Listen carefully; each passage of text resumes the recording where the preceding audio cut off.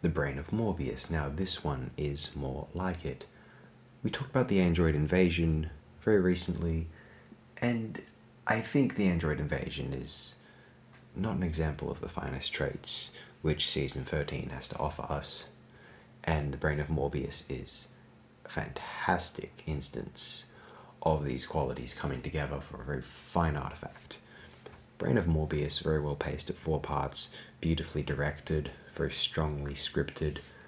It is one of the more audacious whose storylines up to that point in time, dense, intense, horror focus, very deliberately homaging old gothic horror yarns, Mary Shelley, body snatchers, sort of corpse, mad scientists, very fascinating and intriguing.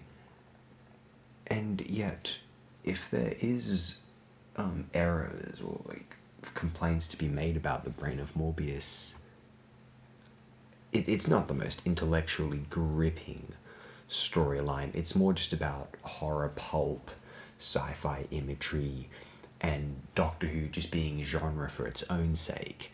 And I'll freely admit to that when it's a sort of original, sort of singular vision which really adds and sort of molds itself around the Who formula, I think it's a very strong thing and far better than the android invasion. I would disclaim, I think lots of people feel that way.